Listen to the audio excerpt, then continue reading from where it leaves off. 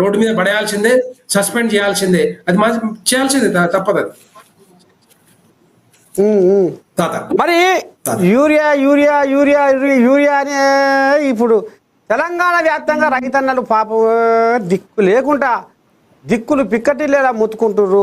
మాకు urea urea urea ఒక్క బస్తా యూరియా అని. మరి ఈ పాపం అంతా కేంద్ర పోలేదే, బీజేపీ వాళ్ళదే అనేది అనుకొస్తుర్రు. తాత మరి ఏం చెప్తావు దీని మీద? ఇంత పాపం చేసిరి, 10 ఏళ్ల సంధి లేని యూరియా కొరత ఇప్పుడు ఎట్లా పుచ్చే ఈ కాలంపము రైతుల గుండెల్లో అసలు పుట్టడు దుఃఖము నిండుకొని పోయింది. ఈ యూరియా ఇంత పాపం ఎందుకయింది అనేది కూడా అంటుర్రు. ఇప్పటికి కూడా మారుమూల ప్రాంతాలలో ఉన్న రైతన్నలు మన్ను దుమ్ము ఎత్తిపోస్తుర్రు. ఎవరిదంటావు ఈ తప్పంతా? మొత్తం కూడా ఇదంతా దీనంతా కారణం కాంగ్రెస్ ప్రభుత్వమే తెలంగాణ రాష్ట్రంలో. ఎందుకు చెప్తున్నా అంటే తాత మనం తెలుసు మీకు కూడా, ప్రధానమంత్రి నరేంద్ర మోడీ గారు 2014లో వచ్చిన తర్వాత ముఖ్యంగా రైతులకి గోసపడొద్దు, రైతులకి అన్యాయం జరగవద్దు, రైతులు బాగా అభివృద్ధిలోకి రావాలి, రైతే రాజ్యము రావాలని చెప్పి ఆలోచనతోటి ప్రధానమంత్రి నరేంద్ర మోడీ గారు యూరియా గురించి కానీ లేకపోతే మిగతా పిండి బస్తాల గురించి ఆలోచన చేసి ఎట్టి పరిస్థితుల్లో రాకూడదని ఆలోచనతోటి మీరు 9.5 సంవత్సరాలు బీఆర్ఎస్ పార్టీ ఉంది. బీఆర్ఎస్ పార్టీలో ఇక్కడ కేసీఆర్ గారు ఉన్నా కూడా ముఖ్యమంత్రిగా, అటు ప్రధానమంత్రి నరేంద్ర మోడీ గారు బీజేపీ ప్రభుత్వం ఉండే కానీ అక్కడ ఎక్కడన్నా యూరియా గురించి ప్రాబ్లం జరిగిందా? యూరియా దొరక్క ఎప్పుడైనా అవస్థలు పడ్డారా?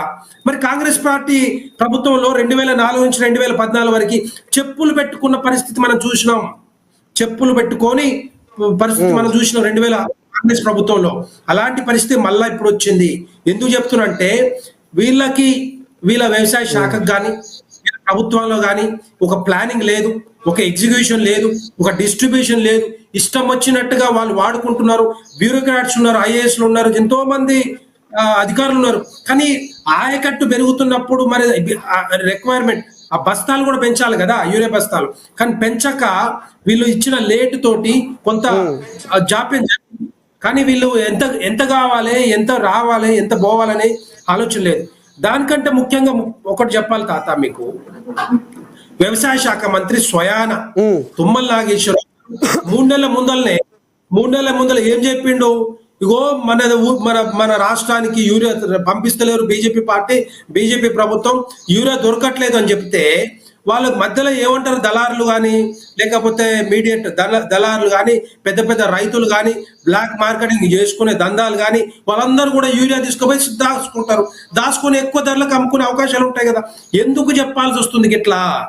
గట్ల చేయకుండా కేంద్ర ప్రభుత్వం దగ్గర పోయి కేంద్ర మంత్రితో మాట్లాడి, అయ్యా మాకు గింత యూరియా కావాలి, గిన్ని బస్తాలు కావాలి, గిన్ని లక్షల మెట్రిక్ టన్నులు కావాలి, ఆయకట్టు పెరుగుతుంది, గిట్ల ఏమని చెప్తే బాగుండేది.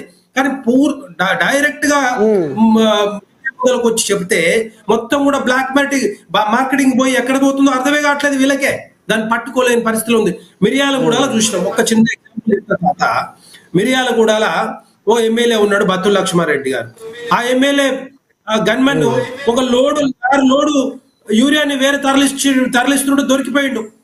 ఒక లారీ యూరియా తీసుకుపోతుంటే దొరికిపోయిండు. ఎక్కడ నాయన ఏం చేస్తున్నా అంటే మా ఊరికి తీసుకుపోతున్నాడు. గిట్లా ఉంటది పరిస్థితి కాంగ్రెస్ పార్టీలో. అంటే ఆ ఎమ్మెల్యేకి తెలియదా? ఆ ఎమ్మెల్యే ఎవరికి ఎక్కడ తీసుకుపోతున్నారో కూడా తెలియదు. ఆ ఊరికి తీసుకుపోతురా లేకపోతే బ్లాక్ మార్కెటింగ్ చేస్తురా అని అది కూడా తెలియదు. అదే ఎమ్మెల్యే నిన్న వచ్చి మా బిడ్డ పెళ్లి రిసెప్షన్ క్యాన్సిల్ చేసి 2 కోట్ల రూపాయలు రైతుల కోసం ఇస్తున్నా అని చెప్పి ఏది అబద్ధాలు చెప్పుకోవడానికి ప్రయత్నం చేస్తున్నాడు. ఆ బ్లాక్ మార్కెటింగ్ చేసిన వాళ్ళు ఎవరు? ఆ 2 కోట్ల రూపాయలు ఆడంగా వచ్చినాయి ఆయన చెప్పిండా? చెప్పలేక అట్లా చెప్పకుండా మిర్యాలగూడ నియోజక ప్రజల్ని, తర్వాత తెలంగాణ ప్రజల్ని కాంగ్రెస్ పార్టీకి ఇట్లా మోసం చేస్తా ఉంటే మరి ఏం చెప్పాలి చెప్పు తాత? ఇదంతా పెద్ద దందానే కదా. ఇదంతా కూడా డిస్ట్రిబ్యూషన్ లేదు. వీళ్ళు తెలంగాణ గోసపడుతుంటే ముఖ్యమంత్రి రేవంత్ రెడ్డి గారు ఢిల్లీలో టూర్లు తిరుగుతుంటారు, వీళ్ళేమో హెలికాప్టర్లు తిరుగుతుంటారు. పాప హరి గోసపడుతున్నారు. ఎక్కడ చూసినా కూడా పొద్దున 3 గంటలకే అంట. మా మాడుగులపల్లి మిర్యాలగూడ ఏరియాలో 3 గంటలకు వచ్చి కూర్చున్నారంట. ఏదో 200 బస్తాలు ఇచ్చిండు, 200 మందికి ఇచ్చిండు, తర్వాత అయిపోయినాయని చెప్పి చేతులు ఎత్తేస్తున్న పరిస్థితి చూసినాం. ఇంత ఘోరంగా ఎప్పుడు జరగలే, ఇంత ఘోరంగా ఏ రాష్ట్రం జరగట్లేదు. ఇది మన నరేంద్ర మోడీ గారు భారతీయ జనతా పార్టీ రాష్ట్రాల అధికారంలో ఉంటే ఎక్కడన్నా మీకు సమాచారం వచ్చిందా తాత? ఎక్కడైనా వచ్చిందా ఇట్లా జరుగుతుందని? ఎక్కడ లేదు ఇక్కడ. ఎందుకు జరుగుతుంది ఇక్కడే ఇదే తెలంగాణ రాష్ట్రం? ఎందుకు చేయలేకపోతున్నారంటే ఇదంతా కూడా ఫెయిల్యూర్. ఒక అనుభవం లేకుండా ఇష్టం వచ్చిన తీరుగా మరి ప్రభుత్వాన్ని నడిపిస్తున్నారు కాబట్టి ఇట్లా జరుగుతా ఉందని చెప్పి తెలంగాణ ప్రజలందరూ కూడా తిట్టిన తిట్టు తీరకుండా ఇష్టం వచ్చినట్టు తిడుతూనే ఉన్నారు. మరి అది ఆ పాపం అంతా ఎవరికి తలగాలో? కాంగ్రెస్ పార్టీకి తలగాలి. ఇప్పుడు ఏం లేదు కానీ మీ బీజేపీ వాళ్ళదా అంటే నిన్న మొన్న ఏదో కార్యవర్గం జరిగిందట. ఆ కార్యవర్గంలో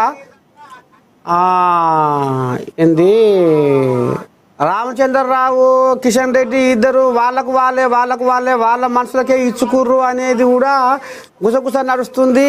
మరి నిజమైన వాళ్ళకు న్యాయం జరగలేదు అంటారు. తాత నిజమేనా ఈ మాట? తాత అన్ని కూడా పార్టీల, ఎందుకంటే పార్టీ సంస్థాగత నిర్మాణం ఎట్లా జరుగుతుంది అంటే రేపొద్దున అధికారంలో రాబోతున్న పార్టీగా భారతీయ జనతా పార్టీ కొత్త రక్తం రావాలి, ఒక కొత్త వాళ్ళని తీసుకోవాలనే ఆలోచనతోటి కొత్త వాళ్ళని తీసుకొస్తే రేపొద్దున స్పీడ్ పెరుగుద్ది కాబట్టి, వేగం పెరుగుద్ది కాబట్టి, ఇంకా తెలంగాణ ప్రజలకు రీచ్ అవ్వాలి కాబట్టి మరి రామచంద్రరావు గారి ఆధ్వర్యంలో అధ్యక్షతన కొత్త వర్గం కార్యవర్గం వచ్చింది. డెఫినెట్ గా అది ఇక రకరకాలు మాట్లాడుకుంటారు. ఇక చెప్పాలంటే ఎక్కువ ఇక రాని వాళ్ళు వచ్చిన వాళ్ళు అందరు కూడా మాట్లాడుకుంటారు తప్పితే ఈ 2-3 రోజులు అయితే అది కూడా సద్దుమణిగే అవకాశాలు ఉంటాయి. తెలంగాణ రాష్ట్రంలో ఏ పార్టీ అధికారంకు రావాలో ఆ పార్టీ కార్యవర్గాన్ని తయారు చేసుకోవాలి బాధ్యత భారతీయ జనతా పార్టీ మీద ఉంటుంది, అధ్యక్షుడు రామచంద్రరావు గారి మీద ఉంటుంది. తప్పితే ఇంకా వేరే ఆలోచన ఉండదు.